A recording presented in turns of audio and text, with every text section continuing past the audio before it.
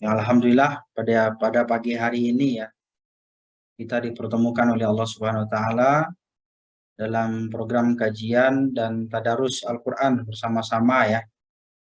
Ini suatu program yang luar biasa yang mesti kita lestarikan ya. Kita istiqomah dalam program ini dan ini bagian dari ciri khas dan syiar dari kampus Islami ya. Bismillahirrahmanirrahim. Assalamualaikum warahmatullahi wabarakatuh. Waalaikumsalam warahmatullahi wabarakatuh. Alhamdulillah, salatu wassalamu ala rasulillah. Allahumma salli wa sallimu ala Muhammad wa ala ali Muhammad. Allah Ta'ala fil Qur'anil Karim, a'udzu billahi minasyaitonir rajim. Walladzina amanu wa hajaru wa jahadu fi sabilillah walladzina awaw wa nasaru ulaika humul mu'minuna haqqan. Lahum maghfiratun wa rizqun karim. Qala Rasulullah sallallahu alaihi wasallam, wal muhajiru man hajara ma nahallahu anhu. Shadaqallahul azim wa shadaqa rasuluhul karim. Alhamdulillahirabbil alamin. Yang terhormat tentunya pimpinan Fakultas Kedokteran Universitas Muhammad Jakarta. Di sini saya melihat ada yang terhormat Bapak Dr. Atorik. Alhamdulillah. Beserta jajaran. Assalamualaikum Pak Ustaz. Waalaikumsalam warahmatullahi. Selamat pagi Pak Dokter. Ini sepertinya masih di perjalanan ya? Pagi Pak Ustaz. Insyaallah. Iya Pak Ustaz, mau ke Aceh sama Pak Denkan. Masya Allah. Semoga perjalanannya lancar sampai Doain tujuan lancar, dan balik lagi insya Allah. Amin. Beserta pimpinan yang lain, terima kasih atas amanah ini yang telah diberikan kepada saya ya. Mudah-mudahan silaturahim ini tetap berlanjut dan bisa berjalan dengan baik dan tetap istiqomah dalam kajian dan tadarus Al-Quran, terutama kepada teman-teman adik-adik mahasiswa dan mahasiswi yang tentunya sebagai garda terdepan ya dalam program dan kegiatan kajian tadarus dan tadabbur Al-Quran. Saya lebih cenderung mengatakan bahwa tadarus dan tadabbur Al-Quran sebagaimana juga telah kita laksanakan ya setiap Jumat pagi itu di kampus kita tercinta, dan dalam hal ini di Masjid At-Taqwa Universitas Muhammad Jakarta, di setiap Jumat pagi ya, Jumat Faraikanya itu ada tadarus dan kajian Al-Quran. Dan insya Allah setelah ini saya jam 9 ya, itu juga akan mengisi ya kajian tersebut. Terima kasih kepada Mbak Siti Maryam juga ya sudah menghubungi saya, dan terima kasih kepada seluruh teman-teman, adik-adik, mahasiswa dan mahasiswi yang sampai saat ini masih standby ya di ruangan Zoom ini. Jumlah keseluruhan jamaahnya 160 peserta ya. Ini jamaah Zoomiyah ini. Ya, ini udah jarang-jarang nih kita ada kajian Zoom ya. Karena sudah kembali lagi normal dan kita mengadakan kajian-kajian rata-rata di kampus ini sudah pakai offline ya, tatap muka secara langsung. Tapi meskipun demikian tidak mengurangi daripada semangat kita ya dalam mengaji tadarus Quran, dan insya Allah mudah-mudahan ini menjadi amal soleh buat kita semuanya, menjadi amal jariah buat kita semuanya, terutama Fakultas Kedokteran yang memfasilitasi dari program kajian Al-Quran pada pagi hari ini. Untuk itu mari kita mengawali dengan membaca basmalah ya. Bismillahirrahmanirrahim. Teman-teman, adik-adik mahasiswa, para pimpinan, para tenaga kependidikan yang saya hormati, pada pagi hari ini kita akan mendiskusikan atau berbincang ya terkait dengan hijrah ya, memaknai hakikat hijrah. karena memang bertepatan pada 3 Muharram ya, karena hari Rabu itu kan 1 Muharram, Rabu, Kamis, Jumat, berarti udah masuk ke 3 Muharram. Ini adalah tahun baru Hijriyah ya, tahun baru Hijriyah yaitu 1445 Hijriah. Baru saja kita ya memasukinya, dan ini adalah momentum bagi kita untuk mengevaluasi, ya, memaknai bagaimana dan seperti apa hakikat hijrah itu sebenarnya. Karena hijrah itu bukan hanya sekedar berpindahnya dari suatu tempat ke tempat yang lain, tetapi ada yang lebih dalam daripada itu, ada yang lebih spesial daripada itu. Bagaimana seseorang itu mampu berpindah dari sebuah tabiat perilaku yang buruk ya sebelumnya itu, merubah dirinya kepada yang lebih baik. Nanti akan kita diskusikan teman-teman para mahasiswa ya, bagaimana hakikat hijrah yang difahami dalam Al-Quran dan sunnah Rasulullah Shallallahu Alaihi Wasallam. Mungkin beberapa puluh menit ke depan izinkan saya akan mengulas ya terkait dengan makna hijrah ini, karena ini juga bagian dari sejarah ya yang tidak bisa luput dari kehidupan kita sebagai manusia. Kalau kita berbicara tentang hijrah, berarti kita berbicara tentang sejarah. Sejarah ya. Salah satunya adalah yang kita kenal dengan bagaimana sirah nabawiyah, perjalanan kehidupan atau sejarah kehidupan baginda Rasulullah Shallallahu Alaihi Wasallam. Dan kita bersyukur pada hari ini, sampai detik ini, saat ini kita masih diberikan nikmat oleh Allah Subhanahu wa taala sehingga kita bisa masuk ke tahun 1445 Hijriah ini. Ini adalah momentum yang sangat luar biasa ya bagi kita semuanya, bagi kita umat Islam, karena sesungguhnya kita sebagai umat Islam mestilah memperhatikan dan mengevaluasi apa-apa yang telah kita laksanakan, apa-apa yang telah kita lakukan, apa-apa yang telah kita kerjakan. Dan tentunya kita juga harus mempersiapkan bagaimana kita menghadapi masa depan kita nanti, terutama masa depan kita tatkala kita hadapan dengan Allah Subhanahu wa taala di yaumil akhir nanti.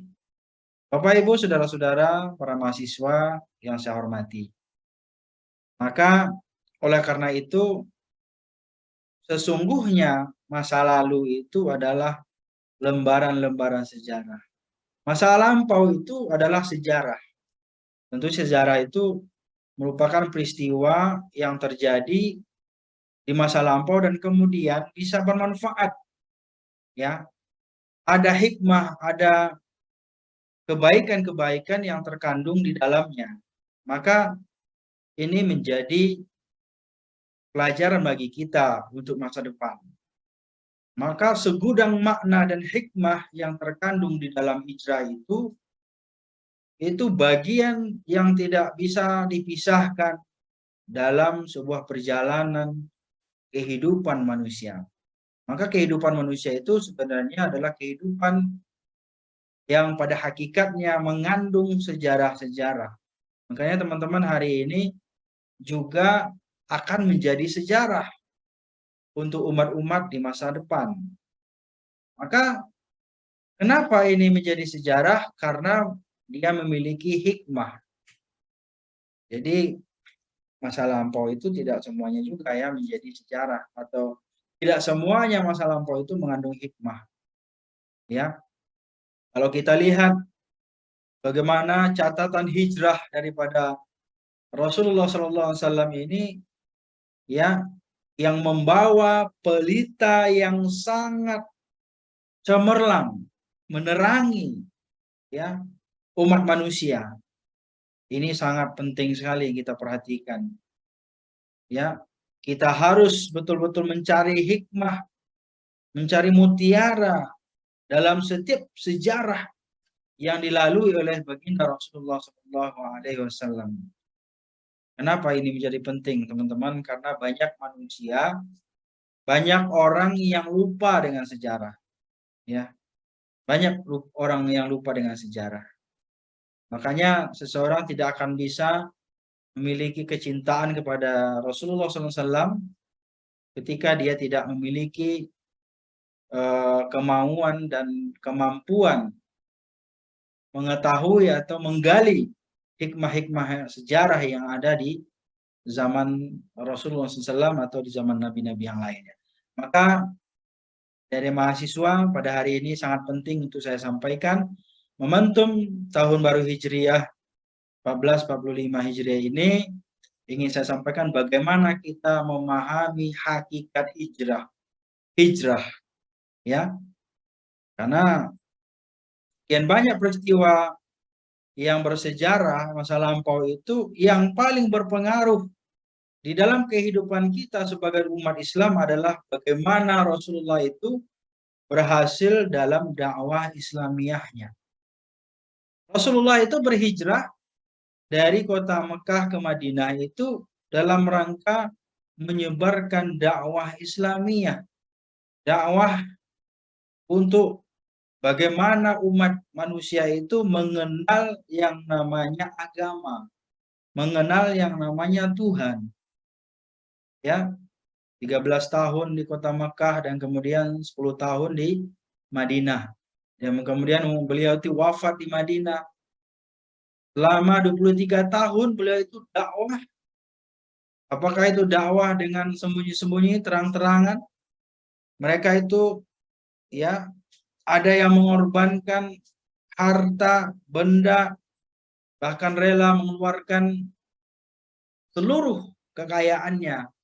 Dan bahkan ada sebagian para sahabat rela meninggalkan seluruh harta bendanya, dia tinggalkan demi mengikuti dakwah Rasulullah SAW dan ikut bersama Nabi hijrah ke kota Madinah. Dia tinggalkan itu harta benda dan pangkat jabatannya di kota Mekah. Ini adalah bagian dari sejarah yang tidak bisa kita lepaskan. Nah, kalau kita kaitkan dengan sejarah kebangsaan kita, bagaimana juga mereka-mereka founding father kita, ya para pendiri bangsa ini, mereka juga rela mengeluarkan harta benda dan bukan hanya harta benda tapi juga nyawa. Mereka korbankan demi tegaknya negara Republik Indonesia ini. Ini adalah bagian dari sejarah, teman-teman, ya, yang kita sebagai kaum muslimin hidup di masa saat ini harus mempelajari, harus memperhatikan, ya, sehingga ini bukan hanya slogan kita sebagai ya umat manusia, tetapi juga ini adalah bagian dari perintah Allah agar kita apa? Ya ayyuhalladzina amanu taqullaha wal tanzur nafsum ma qaddamat lighad. Nah, ini yang paling penting ini, bahwa seorang muslim tidaklah dinamakan seorang muslim yang bertakwa ketika dia tidak bisa wal tanzur nafsum ma qaddamat lighad. Yaitu ketika dia tidak bisa memperhatikan ma taqaddamat lighad, yaitu memperhatikan apa-apa yang telah dia lakukan dan kemudian bagaimana dia mempersiapkan ya untuk hari esok. Jadi ada dua hal di sini. Seorang yang bertakwa itu, yang beriman dan bertakwa itu, pertama adalah seseorang yang memperhatikan peristiwa-peristiwa di masa lampau, dan kemudian adalah dengan peristiwa-peristiwa masa lampau itu dia ambil hikmah yang terkandung di dalamnya, dan seterusnya dia menjadikan pelajaran untuk masa sekarang untuk perubahan di masa yang mendatang. Nah, inilah teman-teman adik-adik mahasiswa. Jadi pentingnya bagi kita untuk memahami ya sejarah daripada Rasulullah SAW, apalagi saat ini banyak sekali di antara umat Islam yang mereka itu tidak memahami tentang sejarah, apakah itu tentang sejarah keislaman, perjuangan dari Rasulullah SAW, ataupun bahkan banyak di antara kita yang tidak memahami tentang sejarah, ya, sejarah kebangsaan atau bangsa negara Republik Indonesia yang kita cintai ini. Maka teman-teman, sebagai umat Islam, ya kita harus mengambil hikmah dari sejarah dan menjadikan peristiwa-peristiwa hijrah atau momentum hijrah ini adalah sebagai sarana dan wahana untuk bangkit mensyiarkan kembali nilai-nilai Islam. Sekarang ini coba kita lihat banyak sekali di antara manusia yang secara terang-terangan mereka itu ya tidak malu melecehkan agamanya. Mereka itu tidak malu ya menistakan agama. Itu umat Islam sendiri. Ya, dan bahkan dengan berdasarkan ya atasnamakan Islam, mereka itu menodai nilai-nilai kemurnian Islam itu. Banyak sekali kasus-kasus sekarang ini. Ini adalah bagian dari ketidakfahaman ya bagi mereka-mereka itu, sehingga pemikiran-pemikiran mereka itu banyak yang menyimpang, yang keluar daripada ajaran-ajaran dan nilai-nilai kemurnian Islam. Coba kita lihat kasus-kasus sekarang ini. Misalnya, terus terang saja, Al-Zaitun misalnya. Nah ini karena ketidakmengertian dan ketidakfahaman, atau mungkin ada unsur-unsur yang mereka itu bertujuan untuk menodai kemurnian daripada Islam. Maka kalau kita tidak memahami tentang sejarah ya Islam itu sendiri dan bagaimana perjuangan daripada Nabi Muhammad Rasulullah SAW ini memperjuangkan nilai-nilai kemurnian Islam, maka Islam akan rusak tangan kita. Maka teman-teman hadirin wal hadirat, mari kita cermati dari para firman Allah Subhanahu wa taala, walladzina amanu wa hajaru wa jahadu fi sabilillah. Dan orang-orang yang beriman dan berhijrah serta berjihad di jalan Allah Subhanahu wa taala, ya, maka mereka itu akan mendapatkan apa? Lahum maghfiratun, mereka itu akan mendapatkan maghfirah, ampunan dari Allah Subhanahu wa taala. Maka berhijrah mesti kita lakukan. Kita harus merubah mindset kita. Kita itu tidak boleh seperti katak di bawah tempurung. Ya. Kita tidak boleh menjadi orang yang pemikirannya itu sempit dumut. Kita harus berpikiran cerdas, cemerlang, berwawasan luas. Ya, sehingga kita ini bisa menerima kebenaran-kebenaran yang ada dari orang lain. Jadi oleh karena itu, teman-teman, orang-orang yang berjihad, orang-orang yang berhijrah di jalan Allah Subhanahu wa taala, mereka itu akan mendapatkan yang pertama adalah ampunan Allah Subhanahu wa taala. Yang kedua adalah warizqun. Ya, dan juga adalah memperoleh rezeki, nikmat karimun yang mulia atau nikmat yang banyak. Kalau kita perhatikan banyak sekali ya di antara manusia-manusia yang tidak bisa mereka itu mendapatkan rezeki dari Allah Subhanahu wa taala, kemuliaan dari Allah. Kenapa? Karena mereka itu tidak mau merubah mindsetnya, merubah cara pola pikirnya, sehingga mereka itu tidak ada perubahan dalam dirinya. Maka teman-teman, adik-adik mahasiswa, oleh karena itu Rasulullah Sallallahu Alaihi Wasallam dalam hijrahnya itu adalah bertujuan untuk bagaimana merubah mindset umat di saat itu. Nah, ini menjadi penting ini, ya, menjadi penting.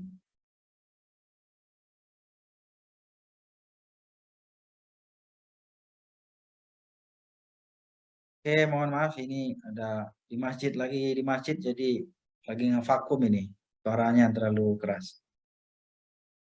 Halo, masih ada suara saya? Masih Pak, jelas kok, jelas. Ya, kemudian apalagi yang menjadi menarik adalah mari kita perhatikan daripada hadis Rasulullah SAW. Wallahi innaki la khairun ardillahi wa habbu ardillahi ilallahi. Ya, walaula anni akhristu minki ma kharajtu. Demi Allah, wallahi kata Nabi, sungguh kamu adalah sebaik-baik tempat di muka bumi ini. Di muka bumi Allah ini. Itu apa maksudnya? Itu adalah Mekah. Ini sebenarnya menandakan bahwa Rasulullah itu sangat berat gitu meninggalkan kota Mekah gitu. Karena dia memberikan persaksian bahwasanya tidaklah ada tempat yang paling mulia di atas muka bumi Allah ini kecuali Mekah, ya. Jadi Mekah ini adalah bumi yang paling mulia dan wa ahabbu ardillah dan adalah bumi yang paling dicintai oleh Allah Subhanahu wa taala. Makanya kata Nabi, walaula anni akhristu minki ma kharatu.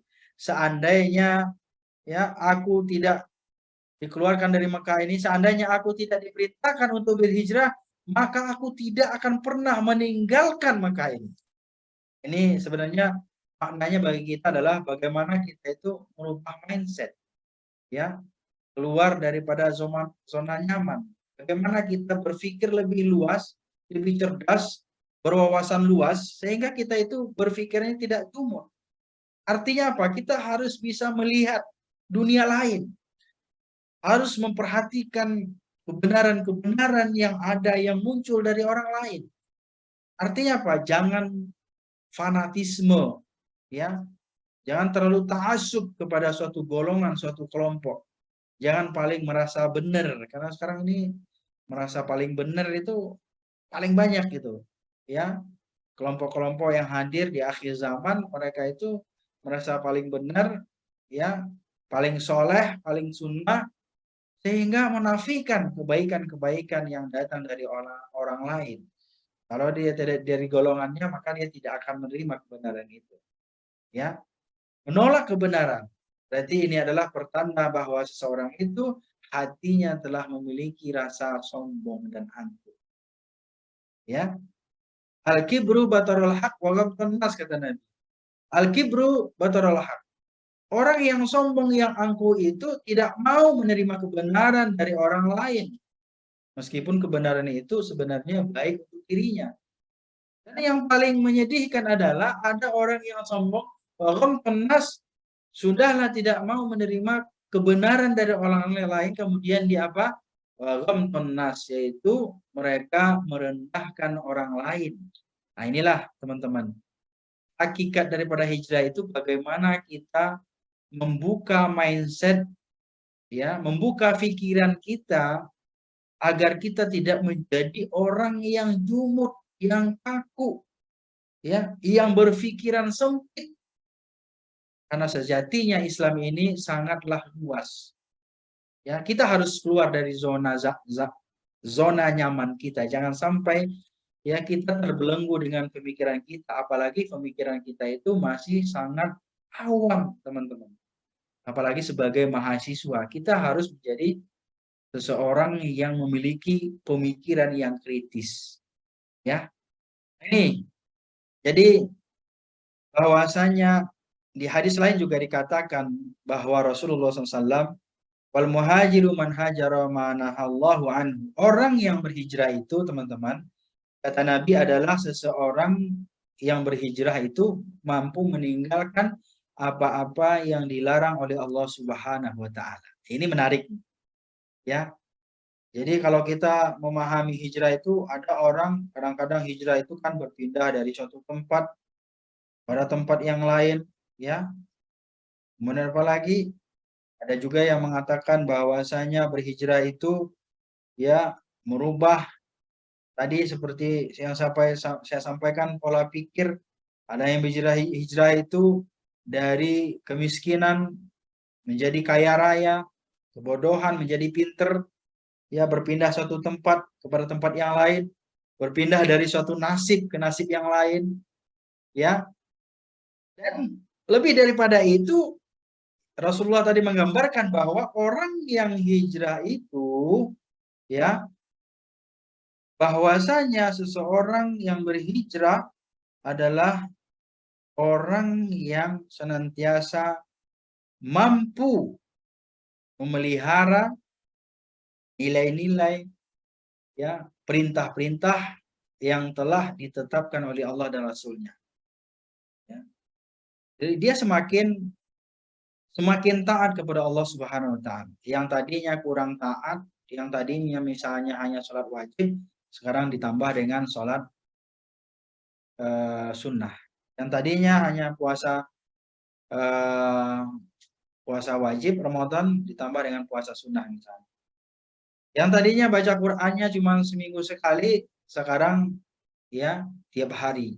Ini adalah bagian dari cara-cara kita sebagai umat Islam dalam memelihara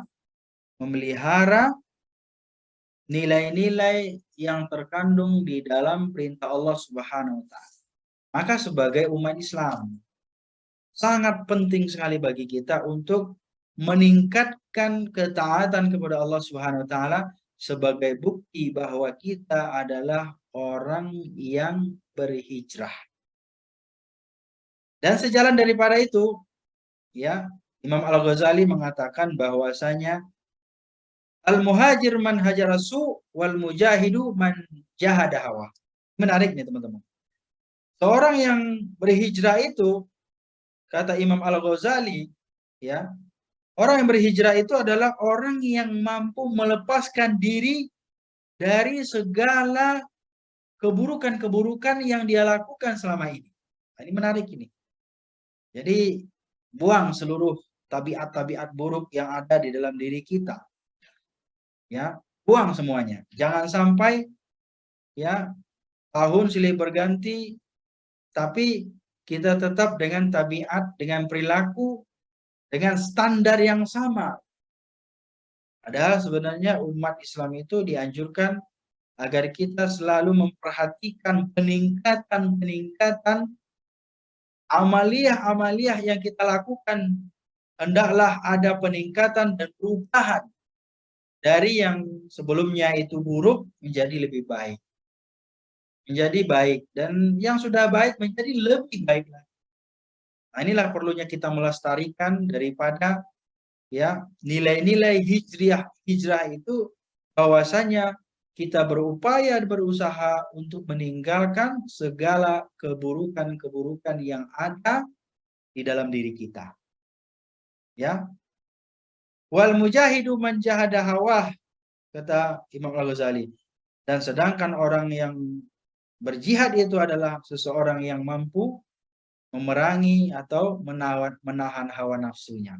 Ini juga terinspirasi dari ayat Al-Quran ya. Wanahan nafsa anil hawa ya. Jadi orang-orang yang senantiasa mampu menahan hawa nafsunya, syahwatnya dari perilaku-perilaku menyimpang, perilaku-perilaku yang jelek.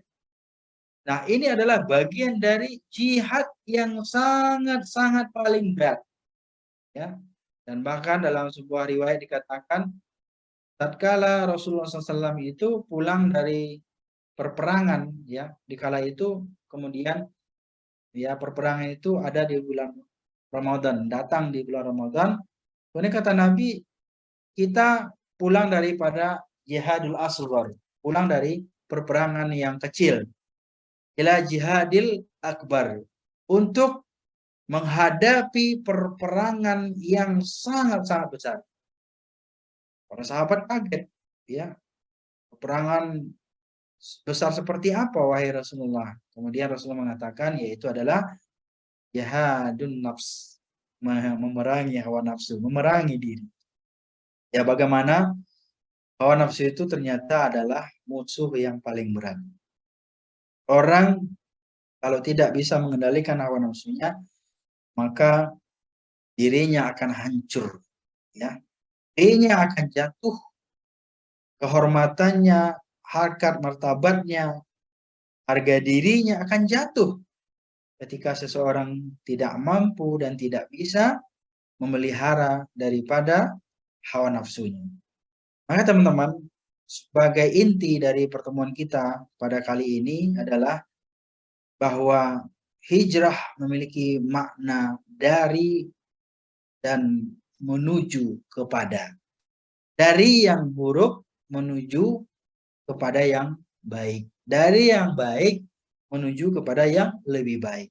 Makanya inilah yang dikatakan hijrah itu. Berpindah dari suatu tabiat, ya, suatu mindset kepada membuka mindset kita. Pola pikir kita. Berpindah dari suatu perilaku menuju perilaku yang lain. Berpindah daripada perbuatan-perbuatan yang tidak baik menuju kepada perbuatan-perbuatan yang memiliki nilai-nilai kebaikan. Berpindah daripada mencintai makhluk kepada mencintai Allah. Ini yang paling menarik. Ya, selama ini ada orang yang begitu sangat mencintai makhluk. Nah, saat ini kita bagaimana menumbuhkan, mengembangkan kecintaan kita sedalam-dalamnya dan setinggi-tingginya, kecintaan kepada Khalik, kepada Allah Subhanahu wa taala.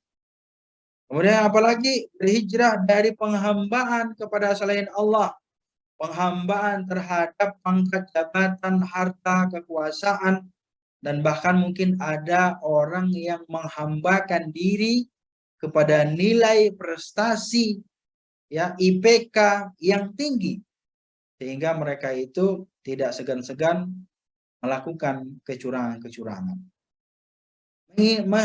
Meninggalkan itu semua, kemudian kita menghambakan diri hanya kepada Allah.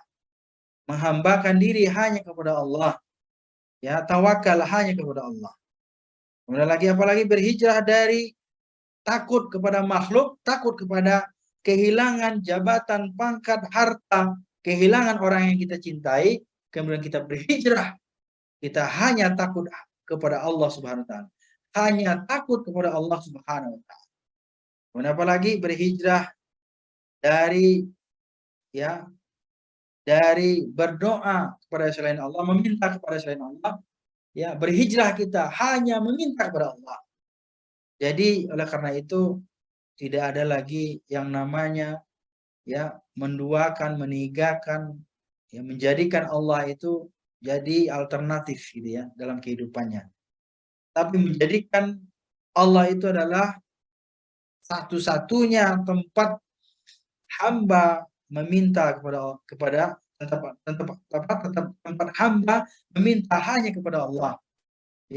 Berdoa hanya kepada Allah, meminta hanya kepada Allah, berdoa, beribadah hanya kepada Allah, bertawakal hanya kepada Allah, meminta perlindungan hanya kepada Allah. Maka inilah yang harus kita tanamkan dalam diri kita, dalam jiwa kita. Nah, jangan sampai kita sebagai umat Islam mengabaikan daripada hal-hal demikian. Terakhir, sebagai penutup, bahwasanya tujuan hijrah dalam Islam itu pertama adalah bagaimana kita berpindah, yang tadinya berpindah dari suatu keburukan, tabiat-tabiat yang buruk kepada tabiat-tabiat yang baik. Bagaimana kita menghargai waktu yang ada yang selalu bergulir di dalam kehidupan kita, yang saban hari, saban waktu silih berganti. Maka ini harus menjadi pelajaran dalam kehidupan kita. Kemudian mari kita berhijrah itu agar kita melihat bagaimana perjuangan Rasulullah SAW dalam memelihara nilai-nilai Islam. Kalau tidak kita yang memeliharanya, adik-adikku, siapa lagi yang akan memelihara nilai-nilai Islam itu? Maka mari kita pertahankan nilai-nilai kebaikan yang ada di dalam Islam. Nilai-nilai kebaikan yang Anda dapatkan di Universitas Muhammadiyah ini, mari kita lestarikan. Mari kita syiarkan. Kita ajarkan, kita lihatkan bahwa kita adalah mahasiswa dan alumni daripada kampus Universitas Muhammad di Jakarta. Kemudian mari kita, tujuan hijrah itu adalah bagaimana peningkatan ibadah. Ya, ibadah yang tadinya ibadahnya hanya sekedar melepaskan hutang, melepaskan tanggung jawab dan kewajiban. Sekarang ini kita harus memiliki kesadaran bahwa beribadah tujuannya adalah mendapatkan ridho Allah Subhanahu wa taala, dan kemudian insya Allah dengan ridho Allah kita akan masukkan ke dalam surganya. Kemudian dengan hijrah itu terjalinnya persatuan dan kesatuan antara umat Islam. Coba kita lihat antara Muhajirin dan Ansar, mereka itu saling topang satu dengan yang lainnya, saling mendukung, saling memelihara dan menjaga. Inilah hakikat Islam, karena sesungguhnya ukhuwah Islamiyah itu lebih tinggi daripada ukhuwah nasabiyah. Jadi persaudaraan antar umat Islam itu lebih tinggi daripada persaudaraan karena kita senasab, ya, senasab dan senasib gitu ya. Karena landasan kita itu adalah Allah Subhanahu wa taala dan nilai-nilai yang terkandung di dalam keyakinan dan akidah yang kita yakini. Nah, itulah nilai-nilai Islam itu. Maka jangan sampai ada di antara satu dengan yang lainnya saling menyakiti atau saling menjatuhkan atau saling merendahkan. Kemudian hijrah itu hikmahnya adalah mencapai sebuah kemenangan. Dengan Rasulullah SAW itu berhijrah dari kota Makkah ke kota Madinah, kemudian melakukan perlawanan, kemudian mereka umat Islam itu meraih kemenangan. Makanya ada namanya Fathu Makkah, ya, meraih kemenangan dan mendapatkan kembali, ya, kota kelahiran yaitu Makkah Al-Mukarramah itu, ya, kemudian dikuasai kembali oleh umat Islam. Maka kemenangan ini harus kita raih dengan cara apa? Kita harus caranya meningkatkan dari yang tadi biasa-biasa saja menjadi lebih giat, menjadi luar biasa. Maka seseorang itu akan mendapatkan kemenangan apabila dia itu bersungguh-sungguh dalam menggapai cita-cita yang dia inginkan. Terakhir, adik-adikku mahasiswa dan juga semua hadirin wal hadirat, bahwa makna daripada hijrah itu adalah keteladanan. Inilah yang paling mahal di dunia ini, teman-teman. Keteladanan dan akhlak. Banyak orang yang bisa ngomong baik, banyak orang yang bisa menyampaikan kebaikan, tetapi banyak orang yang tidak bisa mencontohkan kebaikan. Dan bahkan juga banyak orang yang mengajak kebaikan, tapi dia tidak melakukan kebaikan. Maka dari lubuk hati yang paling dalam, mari kita contohkan bahwa kita adalah pelopor kebaikan itu, dengan salah satu cara melestarikan nilai-nilai Islam di kampus kita tercinta, dan kemudian kita menyebarluaskan di masyarakat lingkungan kita, di mana kita tempat kita tinggal dan di mana kita tempat mengabdi kelak luar sana. Teman-teman, adik-adik mahasiswa, ini saja mungkin barangkali yang dapat saya sampaikan, karena di waktu yang sama di saat ini juga saya berada di Masjid At-Taqwa. Setelah ini juga akan mengikuti kajian dan tadarus Al-Quran serta tadabbur Al-Quran sama tenaga kependidikan dan juga teman-teman yang lainnya. Barangkali itu saja. Demikian, semoga bermanfaat buat kita semuanya, terutama buat saya pribadi. Jika ada pertanyaan atau diskusi, mungkin barangkali satu atau dua pertanyaan dipersilakan. Dari saya demikian saja. Terima kasih Mbak Siti dan teman-teman mahasiswa dan mahasiswi Fakultas Kedokteran. Dan terima kasih sekali lagi saya ucapkan kepada seluruh pimpinan Fakultas Kedokteran Universitas Muhammad Jakarta. Mohon maaf jika ada yang kurang dari saya. Terima kasih atas perhatian. Assalamualaikum warahmatullahi wabarakatuh. Waalaikumsalam warahmatullahi wabarakatuh. Terima kasih Pak Ustadz. Mohon izin Bapak Ibu dosen dan teman-teman staf serta mahasiswa. Ada yang ingin bertanya, silakan saja, masih ada waktu 9 menit lagi. Silakan yang ingin bertanya, langsung saja disampaikan. Izin bertanya, Mbak. Silakan Iin. Baik, sebelumnya Ustadz izin bertanya terkait dengan tadi Ustadz bahas tentang zona nyaman ya Ustadz. Bagaimana caranya kita mengatasi kekhawatiran tentang kemampuan diri gitu untuk mengatasi kekhawatiran itu supaya bisa keluar dari zona nyaman itu, Ustadz. Terima kasih, Ustadz. Masya Allah. Ini berat nih. Pertanyaannya, bagaimana cara mengatasi kekhawatiran tatkala kita keluar dari zona nyamannya? Karena saya sendiri juga masih khawatir dalam diri saya. Jadi tidak ada dan tidak mungkin orang tidak memiliki kekhawatiran ya. Ini langsung saja teman-teman saya respon. Terima kasih ya, Saudari Wulandari. Jadi bagaimana mengatasi kekhawatiran? Jadi jawaban saya berdasarkan pengalaman saja. Setiap orang pasti akan mengalami yang namanya kekhawatiran itu dulu. Kenapa? Karena ketika dia keluar dari zona nyamannya, ya, berarti ada sesuatu yang mungkin akan terjadi yang tidak sesuai dalam keinginannya atau dalam pikirannya atau dalam bayangannya. Bisa saja ini suatu ujian atau musibah yang bakal melanda dirinya gitu. Tatkala dia keluar dari zona nyaman. Bagaimana cara menghadapinya? Pertama, kita memang harus siap dengan segala kondisi dan situasi. Ya, contoh gini, simpelnya saja gini, teman saya itu banyak, ini kasusnya ya, contoh yang nyata maksud saya, dari sebuah pengalaman teman saya misalnya gini, dia itu kerja di bank konvensional dengan gajinya sampai belasan bahkan puluhan juta. Ini contoh sederhana saja. Itu zona nyaman ya bagi dia di saat itu.